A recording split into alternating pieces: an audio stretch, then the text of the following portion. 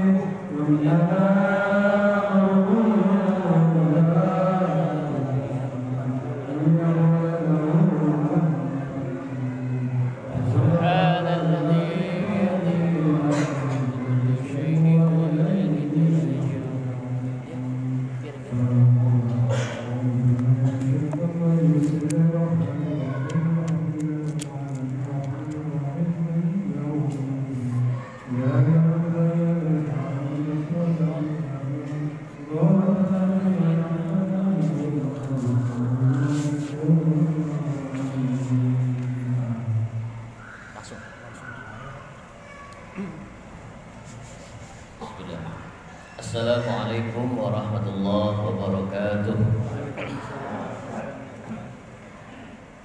Alhamdulillahirabbil alamin, wassalatu wassalamu ala asyrafil anbiya'i wal mursalin sayyidina wa maulana Muhammadin wa ala alihi wa ashabihi wa atba'ihi ajma'in. Qala ta'ala bismillahirrahmanirrahim, walladzina amanu wattaba'athum dzurriyyatuhum imanin alhaqna bihim dzurriyyatahum. Al-ayah. Rabbi shrah li sadri wa yassir li amri wa hlul 'uqdatam min lisani yafqahu qawli. Amma ba'du. Yang saya muliakan para alim ulama, para kiai, para ustadz, para sesepuh, Bapak Haji. Yang saya muliakan pengurus Masjid Jami' Al-Hidayah, hadirin jamaah salat maghrib, jamaah Masjid Jami' Al-Hidayah yang mudah-mudahan kita semua selalu diberikan kesehatan oleh Allah Subhanahu wa taala. Amin. Puji syukur kehadirat Allah Subhanahu wa taala pertama kita panjatkan kepada Allah. Alhamdulillah malam hari ini kita berkumpul di Masjid Jami' Al-Hidayah ini dalam rangka yang pertama kita mendoakan orang tua kita, mendoakan saudara-saudara kita dengan membaca suratul Fatihah dan membaca surah Yasin. Niscaya apa yang kita lakukan, setiap amal yang kita lakukan, baik diniatkan ataupun tidak, niscaya pahalanya pasti disampaikan oleh Allah kepada orang tua kita. Baik itu diniatkan atau tidak. Karena Al-Quran berkata, walladzina amanu wattaba'athum dzurriyyatuhum biimanin alhaqna bihim dzurriyyatahum wa ma alatnahum min amalihim. Orang-orang yang beriman serta mereka yang mengikut kepada orang-orang yang beriman. Kita yang mengikut kepada orang-orang yang beriman ataupun orang tua kita yang mengikut kepada orang-orang yang beriman, maka setiap amalnya, kata Allah, akan aku sambungkan kepada mereka. Sambungkan kepada mereka bukan hanya ketika mereka masih hidup, tetapi akan disambungkan oleh Allah walaupun orang tua kita, kakek nenek kita, mbah-mbah kita semuanya sudah meninggal dunia. Niscaya segala amal yang kita lakukan niscaya akan disampaikan oleh Allah Subhanahu wa taala sebagai amal baik untuk mereka.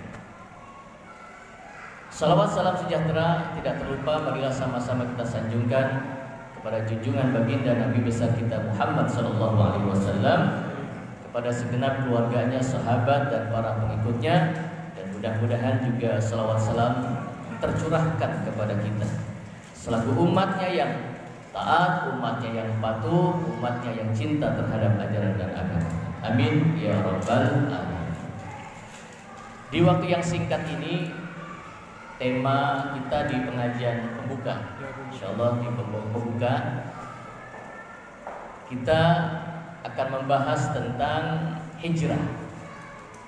Karena Sekarang sudah Safar Muharram. Masih Muharram. Ya.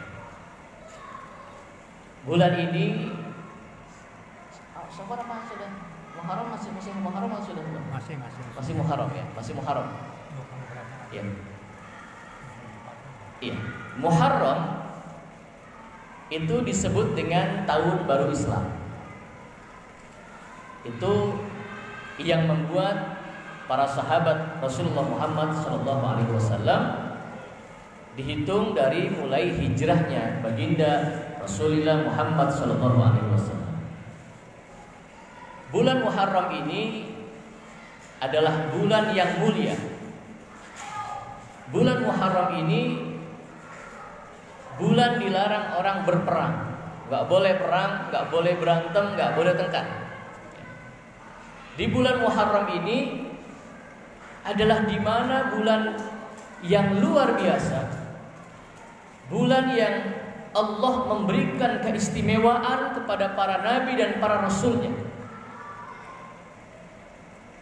Bulan Muharram ini orang Jawa biasanya menyebut dengan bulan Syuro. Ini ada orang Jawa, ada orang Betawi ya. Pak Haji orang Betawi nih, kalau saya orang Jawa. Orang Padang, orang Ambon, banyak di Indonesia ini. Kalau orang Jawa menyebut Muharram ini dengan bulan Syuro. Kenapa Ustadz bulan Muharram itu orang Jawa atau masyarakat di Jakarta sebagian ada yang menamakan dengan bulan Syuro? Ini dibawa oleh para wali-wali Allah hadirin. Wali-wali Allah itu terbanyak adanya di Pulau Jawa yang dikenal dengan Wali Songo. Udah mulai ziarah belum Pak? Belum ya? Udah.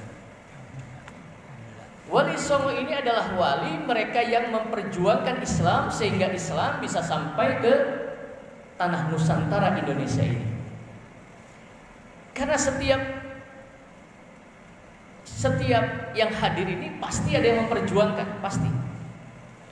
Kita bisa hidup di Jakarta juga, engkong kita, kumpi kita dulu hidup di Jakarta. Kita bisa mengenal Islam di Indonesia pun tentunya ada yang membawa. Bukan sekonyong-konyong Islam datang ke Indonesia, karena Islam tidak turun di Indonesia, tapi Islam turunnya di Mekah Al-Mukarramah. Siapa yang membawa Islam sampai ke Nusantara termasuk sampai ke Jakarta ini? Kita kenal. Di Jakarta ada namanya Pangeran Jayakarta. Kita kenal ada Pangeran Wijaya Kusuma. Kita kenal ada Habib Luar Batang. Kita kenal ada Habib Kuita. Mereka yang menyebarkan ajaran agama Islam. Kita kenal Falatehan, kita kenal Fatahillah, kita kenal Maulana Hasanuddin, kita kenal Sunan Bonang, kita kenal Sunan Kalijogo. Mereka itu yang disebut dengan ulama-ulama yang mereka dengan ilmunya menyebarkan ajaran agama Islam sampai dengan ke Indonesia, khususnya ke Jakarta di daerah Kedoya-Pilar ini.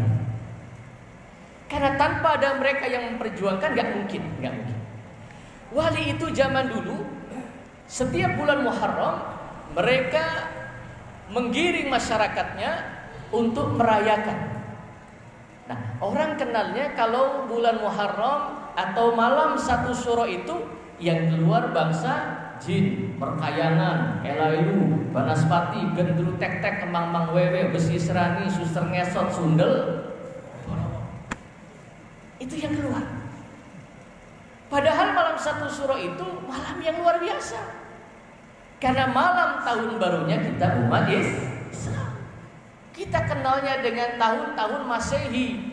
Bulannya pun kenalnya Juli, Agustus, September, Oktober, November. Kalau anaknya lahir bulan November pasti dikasih nama Novianti. Kalau cewek, kalau cowok Novianto. Kalau anaknya lahir bulan Desember, lahir dikasih nama Desi. Kalau lahir bulan Juli kasih nama Julianto kalau laki-laki. Kalau perempuan Julianti. Kita umat Islam punya bulan. 1 Muharram, 2 apa? Setelah Muharram apa? Setelah Muharram Ini untuk meningkatkan pengetahuan kita nih. Maka duduknya kita di majelis ilmu ini, kata Nabi, sama dengan duduk di taman surga. Amin. Bahkan Rasulullah Muhammad bersabda, apa kata Nabi? Innal malaikata la tadau ajnihataha ridon li talibil ilmi. Malaikat itu membuka sayapnya, menurunkan sayapnya dari langit ke dunia. Kalau ada orang duduk mendengarkan ilmu, mendengarkan majelis ilmu, maka malaikat itu menurunkan sayapnya. Kenapa diturunkan sayapnya? Ridho. Karena ridho li talibil ilmi, kepada orang yang menuntut ilmu. Maka duduknya kita menuntut ilmu saatan, sesaat saja, ini diganjar oleh Allah bagaikan kita ibadah 60 tahun. Alhamdulillah. Kadang-kadang ibadah kita aja nggak karuan ya. Nah, ini diganjar seperti ibadah 60 tahun, luar biasa. Hadirin jamaah Masjid Jami' Al-Hidayah yang dimuliakan oleh Allah Subhanahu wa taala. Muharram, selesai Muharram ada namanya bulan Safar. Setelah Safar Rabiul Awal. Setelah Rabiul Awal Rabiul Akhir. Jumadil Awal, Jumadil Akhir, Rajab, Sya'ban, Ramadan, Syawal, Zulhijjah, Zulqa'dah, Zulhijjah, Muharram. Begitu 12. Kita kenalnya Januari, Februari, Maret, April, Mei, Juni sampai Desember. Ini bulan kita umat Islam. Kita punya bulan di dalam Islam. Hadirin yang dimuliakan oleh Allah Subhanahu wa taala, apa kehebatan bulan Muharram ini? Sehingga orang Jawa dan di Jakarta ini berbondong-bondong kemarin merayakan tahun baru Islam. Ya, di malam tanggal 1 Muharram. Kenapa bulan Muharram para wali menyebut dengan bulan Syura? Karena di bulan Muharram itu ada tanggal 10 Muharram. Tanggal 10 itu 10 bahasa Arabnya adalah Asyarah. 10 bahasa Arabnya Asyarah. Orang Jawa lidahnya susah ngomong asyara. Orang Jakarta lidahnya susah ngomong asyara. Karena gak bisa mengucap asyara, jadinya asyur. Suro itu Jawa Tengah. Kalau Jawa Barat Sura. Soto itu Jawa Tengah. Kalau Jawa Barat Satu. Bulan Syura atau bulan Syuro, Asyarah, ada satu hari yang istimewa. Sampai Allah berjanji di dalam Al-Quran. Apa kata Allah? Wal fajri walayalin ashrin wasyaf'i wal watr wal layli idha yasar hal fi dhalika qasamul lidhi hijr.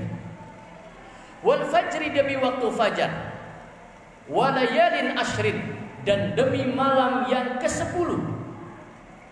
Malam yang ke-10 ini ulama berbeda pendapat. Ada ulama yang mengatakan bahwa malam yang ke-10 ini adalah malam 10 Zulhijjah, dan ada ulama yang berpendapat malam 10 ini adalah malam 10 di bulan Muharram. Kedua-duanya sama-sama kuat. Apa istimewanya malam yang ke-10 di bulan Muharram sampai disebut dengan Asyura? Karena pada tanggal 10 Muharram hampir seluruh para nabi dan rasul itu diselamatkan oleh Allah Subhanahu wa ta'ala. Siapa saja Ustaz? Banyak. Jumlah nabi itu jumlahnya ada 124.000 nabi, Pak. Nabi itu jumlahnya 124.000 nabi. Jumlahnya rasul itu ada 313.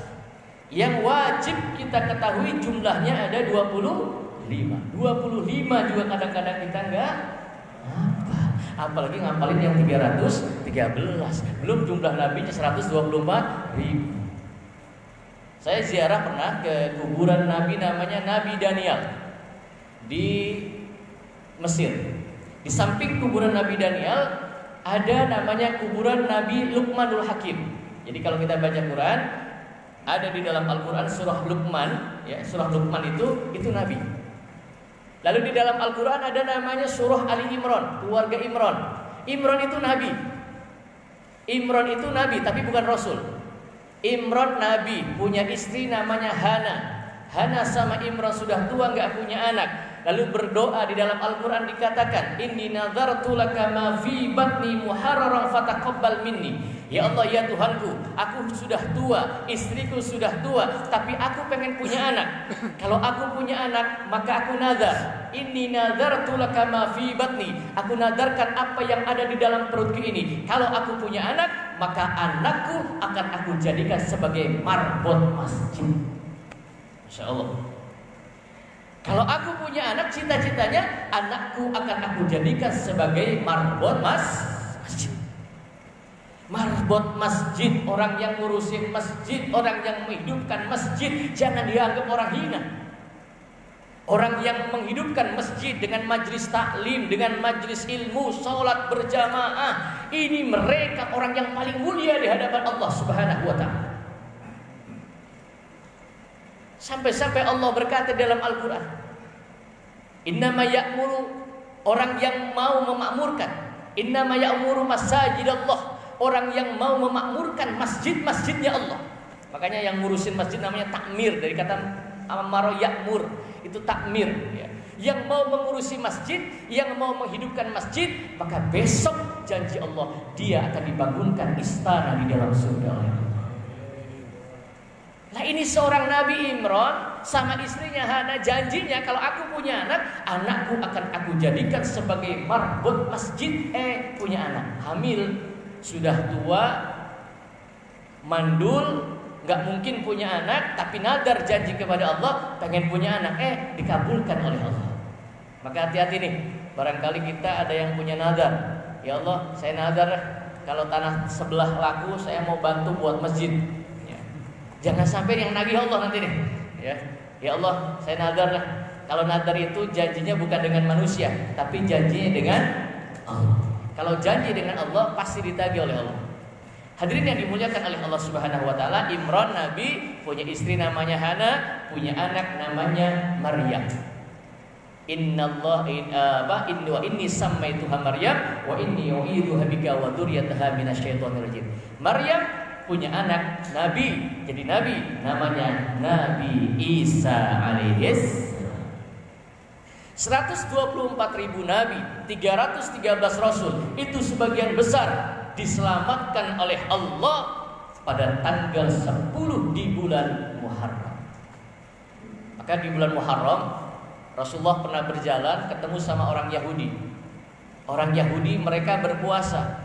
Rasul bertanya, wahai Yahudi, apa yang kau lakukan? Kami berpuasa ya Muhammad. Kenapa engkau berpuasa?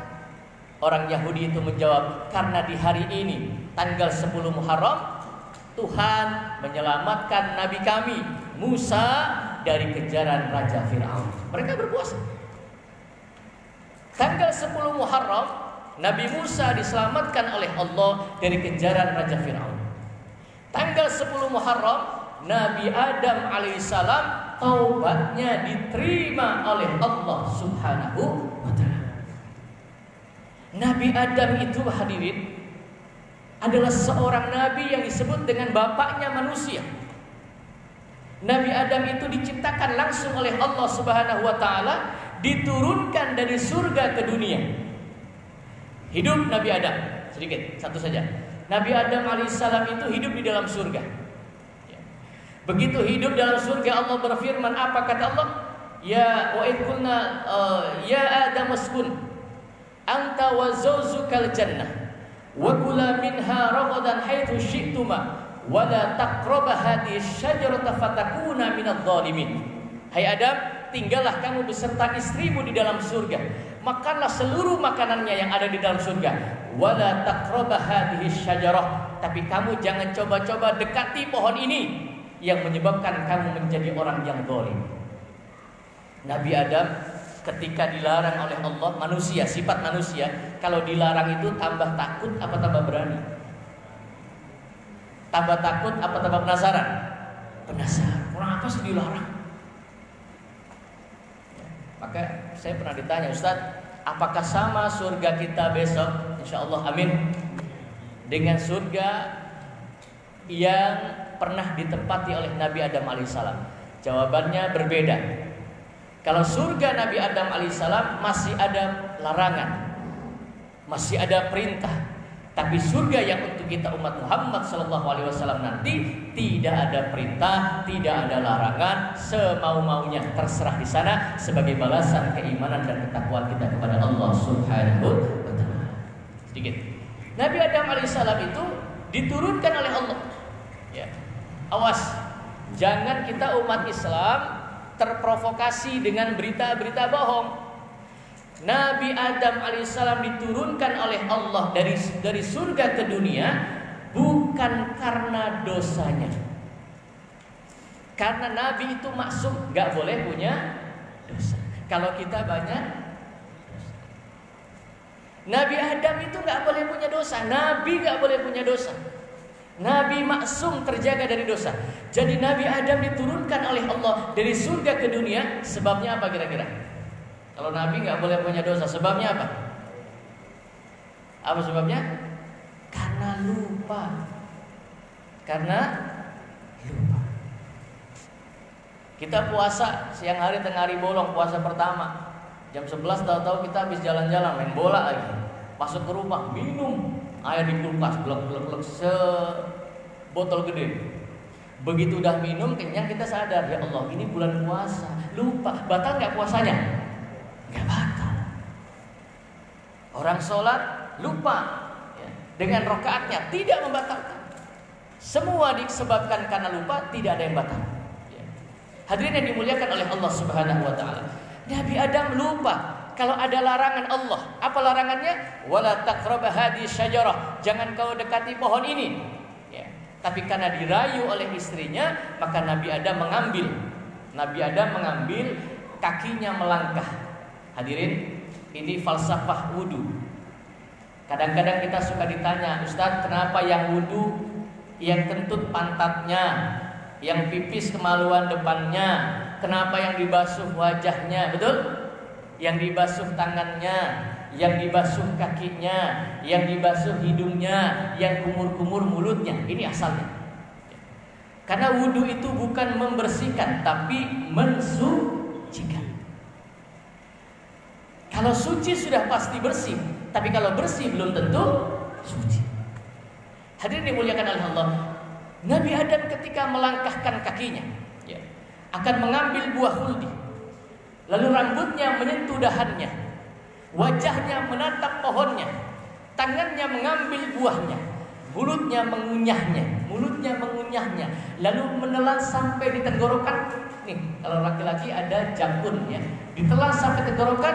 Perempuan sudah tertelan sampai dengan ke payudaranya, ke dadanya, sehingga Allah tegur, ya Adam, fa'azallahuma syaitanu anha fa'akhrajahuma mimma kana fi. Engkau lupa dengan apa yang aku larang Adam, maka aku turunkan dari surga ke dunia. Tangannya dibasuh, wajahnya dibasuh, kakinya dibasuh, hidungnya yang mencium dibasuh, mulutnya yang mengunyah dibasuh dengan berkumur. Jadi falsafah wudu itu adalah bukan dosa turunan, tetapi ini sudah diajarkan oleh Allah. Kalau orang mau ibadah menghadap Allah Subhanahu wa taala, bukan hanya bersih tapi juga harus suci. Menghadap Allah harus bersih, bukan harus bersih tapi juga harus suci. Nabi Adam diturunkan oleh Allah di Mekah Al-Mukarramah. Ibu Hawa diturunkan oleh Allah, konon katanya di India. Ketika Nabi Adam diturunkan di Mekah Al-Mukarramah, ya, maka Nabi Adam diturunkan di samping tanah yang tandus kering kerontang. Di situ sudah ada batu berwarna merah yang sebesar punuk onta. Jadi begitu Nabi Adam turun, Nabi Adam diturunkan oleh Allah dari surga ke dunia, itu di sampingnya sudah ada batu berwarna merah sebesar punuk onta. Pernah lihat onta ya? Sepunuk onta seberapa sih? Nah, sepunuk onta di samping. Itu adalah batu yang diturunkan oleh malaikat Jibril alaihissalam sebagai pondasi landasan yang nantinya akan didirikan rumah Allah yang kita kenal dengan Ka'bah. Ustaz, apakah betul Ka'bah yang membangun Nabi Adam? Iya. Yang membangun Ka'bah adalah Nabi Adam alaihissalam. Di situ sudah ada batu yang berwarna merah sebagai asas Islam. Maka seluruh para nabi, seluruh para rasul, tidak ada agamanya yang menyimpang. Semuanya sama. La nufarriqu baina ahadin min rusuli wa qalu sami'na wa ata'na. Tidak ada rasul yang menyimpang. Mereka semua sama membawa ajaran agama Allah dengan kalimat tauhid la ilaha illallah. Maka kata Nabi besar kita Muhammad sallallahu alaihi wasallam, afdalu du'aul Arafah. Sebaik-baiknya doa adalah doa ketika di padang Arafah. Jadi kalau haji di padang Arafah kita berdoa, itu adalah doa yang terbaik hadirin. Wa afdalu ma qultu ana wan nabiyyuna min qabli la ilaha illallah. Dan sebaik-baiknya ucapan aku, kata Nabi Muhammad, dan para nabi sebelum aku. Nabi sebelum aku tuh banyak tidak disebutkan oleh Rasulullah Muhammad. Dan para nabi-nabi sebelum aku, termasuk Nabi Adam alaihissalam, ucapannya kalimat la ilaha illallah. Maka siapa orang yang meninggal dunia mampu membaca la ilaha illallah, dakhalal jannah, pasti masuk surga. Amin. Maka dibiasakan mulut kita membaca zikir la ilaha illallah, la ilaha illallah. Karena di dalam kubur pun kita akan ditanya bukan dengan bahasa Betawi, bukan tidak dengan bahasa Jawa, tidak dengan bahasa Sunda. Malaikat bertanya bil lughatil arabiyyah, dengan bahasa Arab. Ustaz, saya orang Betawi, boro-boro ngomong Arab, ngomong Sunda aja kagak becus.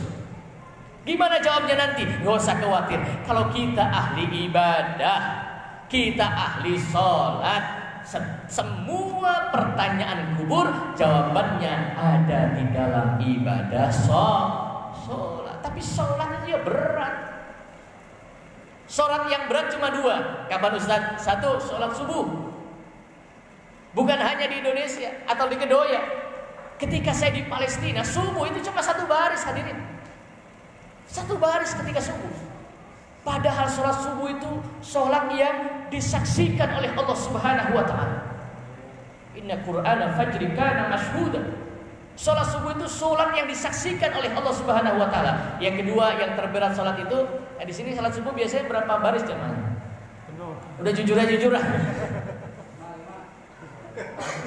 baris sama 5 orang nih. Berat. Subuh itu berat. Subuh berat. Sholat subuh itu disaksikan oleh Allah Subhanahu wa ta'ala. Yang kedua, sholat yang berat itu adalah sholat Isya. Makanya duduknya kita nih dari waktu maghrib sampai dengan waktu Isya, ya, duduk di majelis ilmu, duduk di dalam masjid, lalu dilanjutkan dengan sholat Isya, pahalanya luar biasa. Amin. Khairum minad dunya wa ma fiha, saya jamin pahalanya lebih bagus daripada dunia dan seisinya. Karena kita yang ditakdirkan oleh Allah mampu duduk di majlis ilmu di Masjid Al-Hidayah ini, tentunya kita sudah dicatat oleh Allah menjadi manusia pilihan. Amin. Kalau nggak ada hatinya nggak mau getar, walaupun rumahnya di samping masjid, speakernya nyongor di depan rumahnya, ngaji ogah.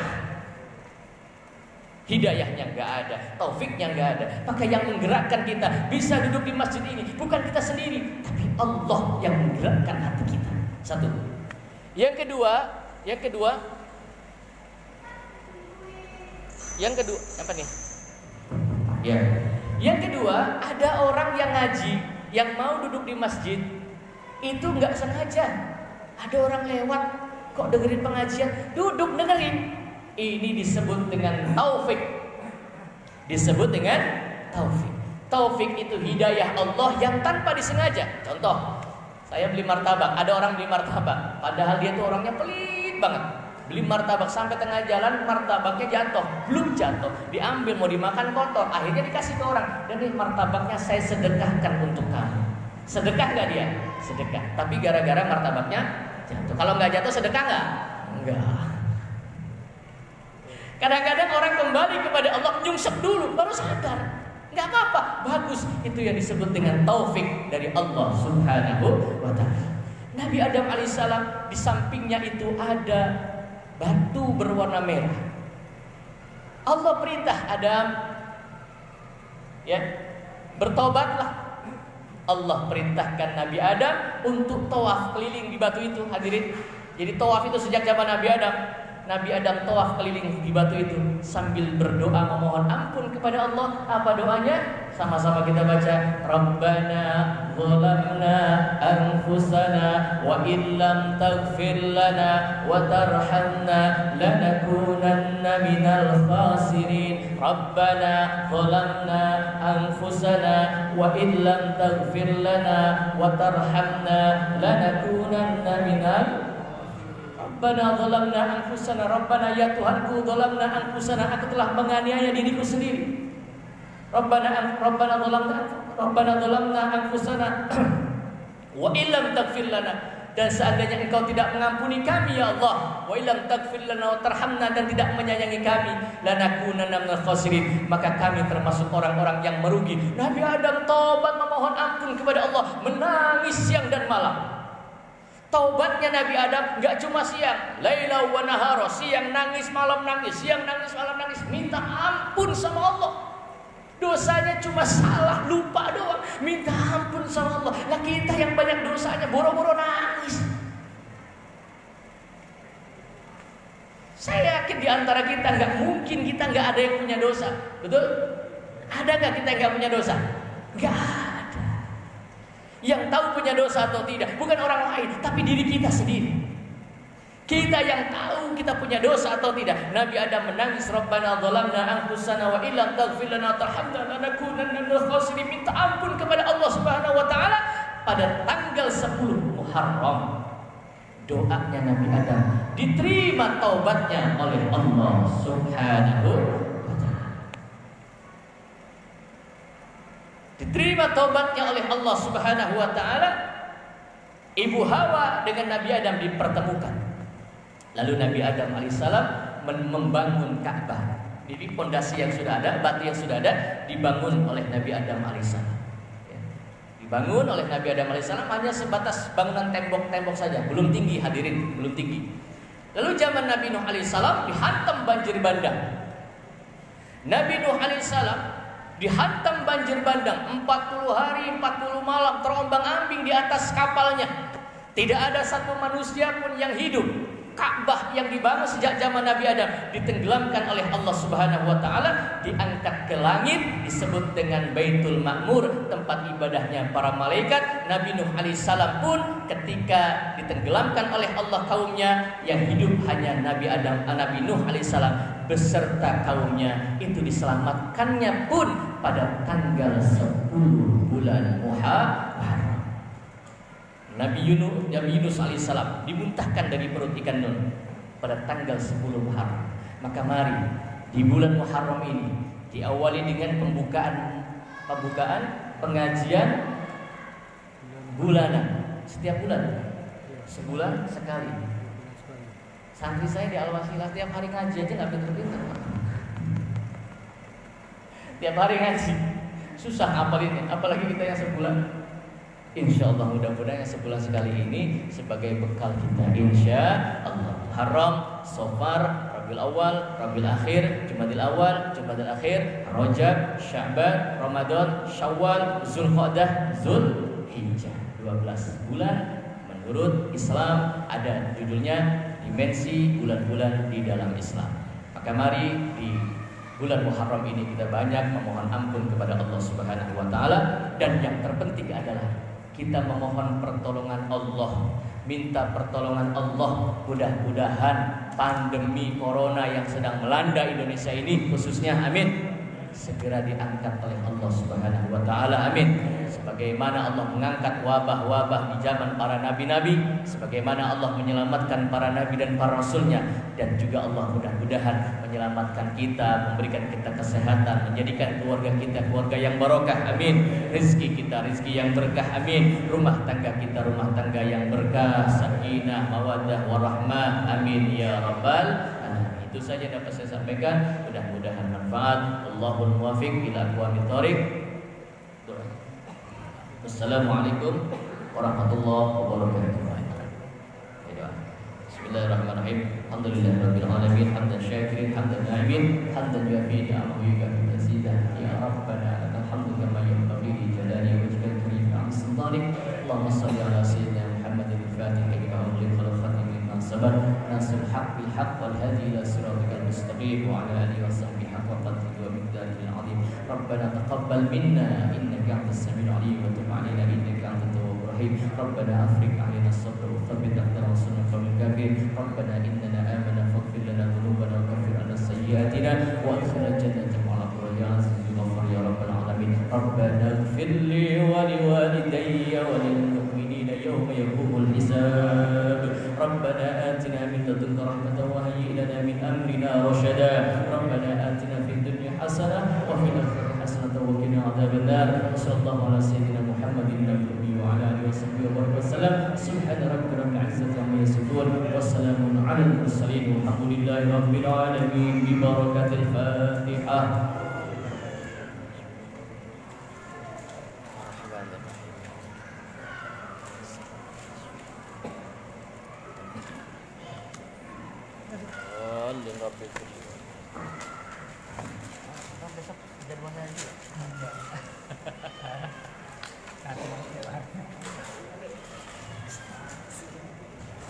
Gimana kabarnya? Tambah muda aja.